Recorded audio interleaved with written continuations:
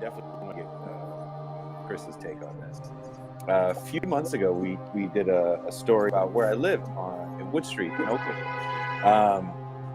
And the people that came on the show were discussing the clearing of now the largest encampment in the city of Oakland. That's actually where I live across from.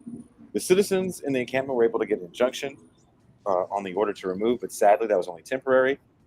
And the eviction just started. Hundreds of people have been forced out of the area, displaced throughout the city. Some have found housing, and I can't speak to if it's temporary or permanent supportive housing. According to the article I read from KTVU News, the state has provided $4.7 million in grants to the city of Oakland to rehouse those living along Wood Street, according to Caltrans. But an attorney representing the homeless in an ongoing legal battle with the city of Oakland, Alameda County, and the state said adequate shelter was not offered to residents, forcing many to stick it out and stay in the encampment. Residents have just been scrambling to try to figure out what to do, attorney Bridget Nicoletti said. If you remember, she came on the show a few months ago with the Wood Street people. We've seen a lot of people moving further into Wood Street, which means the next phase is going to be even more difficult than this one was. The sprawling encampment is located underneath the MacArthur Maze, and West Oakland has experienced 195 fires between March 2020 and March 2022, and then a deadly fire occurred in April. In July, a large fire destroyed several motorhomes and damaged a portion of the I-880 freeway, resulting in highway lane closures and causing very large traffic tie-ups. Despite attempts to clear the encampment, it wasn't until a judge gave the go-ahead last month, allowing the evictions and the cleanup to occur. I was actually there when the fire started, and they were massive, frightening, and constantly unexpected. I don't know if the average person has ever heard a car or an RV blow up. It does not sound like the movies. And when it blows up right next to you, it's definitely not cool. It's really sad to see these sweeps happen, especially because this is where I lived. These are my former neighbors, but wanted to get you guys' opinion on this real quick before we go into something a little lighter. Boy. No, there are homeless encampments in Chicago, but not concentrated like that. Mm-hmm. You know?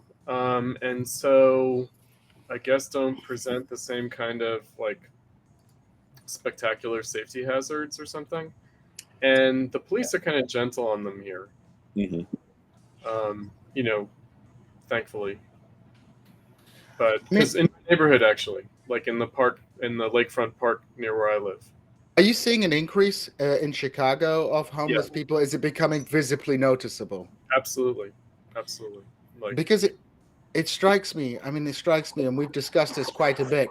The liberal and the radical liberal approach to homelessness often fetishizes a particular technocratic solution, which may be a useful solution as part of a broader suite of policies. But as Jason always says, you know, for many homeless people, just giving them a shelter is a positive step, but is no way going to solve an issue, especially if you're dealing with people with drug issues, mental health issues. And also, we tend to view the homeless as a homogeneous group. There are probably millions of people who are working class people who are homeless, but they're not necessarily the same people you see on the street. They're the people who sleep in their cars, who are couch surfing. So we have like this, we have this huge problem, but it does seem, especially since COVID, that there is this enormous, like a far more visible, there's a far more visible homeless population. And what I find really interesting, and Chris, I don't know if you could speak to this, is because in America, nobody believes the state can do anything or that this is anything to do with the state. We don't even blame this on politicians. Like in the 1930s, they called the homeless encampments Hoovervilles, right? But we don't call these homeless encampment Bidenvilles, right? Because we just can't even conceptualize. It's been naturalized. I mean, really, I feel like there is a kind of new kind of homelessness of the last historical period, probably starting in the 70s, that is different, and it's been naturalized. I mean, it coincided with a kind of deterioration of the cities in the 70s and 80s. Because certainly when I was growing up, New York had a lot of visible homeless people, like people sleeping on the streets, the way it's coming back now. And I think that for younger people, they haven't seen that before. So I saw that as a teenager, going to school at Columbia University in my last years of high school. I saw a lot of that in Manhattan, in kind of prime real estate parts of New York. And also when I moved to Chicago after college in the early 90s.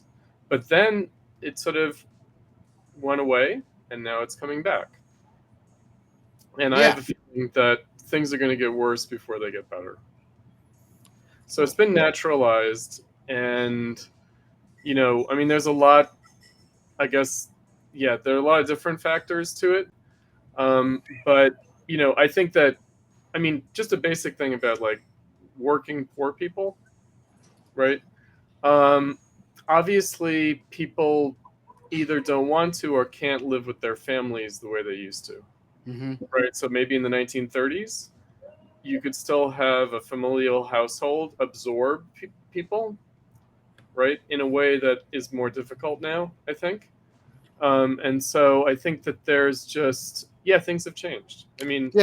I think the issue about family is as well, whereas in the 30s, intergenerational living was seen as normal, and but the rise of Fordism, the formulation of the nuclear suburbanization has destroyed that. So now, when people move back to their families, it's seen as a humiliation. How many Boomer and Gen X jokes are based on making fun of millennials having to live in their parents' basements, because of the economic disaster of a period that we're living in?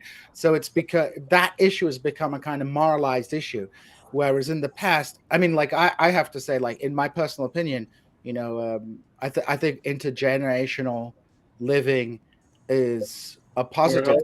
It's more healthy. It's more positive. When people accuse Marxists of being against the family, I think it's important to recognize, Engels, I think it was, he didn't call for the abolition of the family.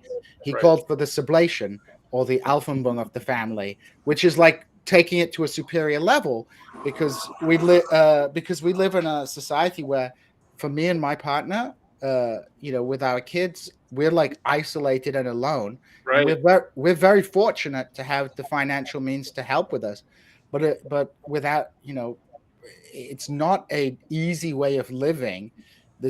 And for the model of parenthood and family is this bourgeois model of, like, you have to be simultaneously both independent nuclear family, independent, and it's an impossibility. So we live in this kind of era where, like, all these social structures are degenerating. At the same time, I would just say that because it's become a norm for so long, that when people have to, out of economic need, move in with each other, it actually is authentically more stressful. And it does cause things like fights, domestic violence. It actually does cause those things in a way that 100 years ago wouldn't have. But now it actually does. Oh, yeah. I guess that makes sense. We don't have the cultural competence, as they call it in academia, to actually deal with these situations because we've never had to deal with them before. We're not raised. It's not our culture anymore. That's not our culture anymore. It isn't. Yeah. No, it's actually. Children need their own bedrooms. Right? Like, there are expectations of privacy that are just different. It's not our culture. It's not our psychology anymore. We're not prepared to deal with. And I think that's why we're having so many problems right now, because, like, it goes into depression. I had to move back with my parents. It's like, well, that's not a bad thing. But let's lighten it up a little bit. Yeah. I'm going to say 3 evil words. Star Wars prequels.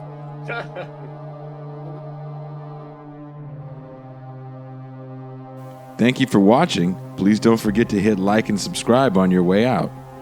You can catch the live stream of This Is Revolution every Tuesday through Thursday at 6 p.m. Pacific Time and Saturday, 9 a.m. Pacific Time. This is Revolution.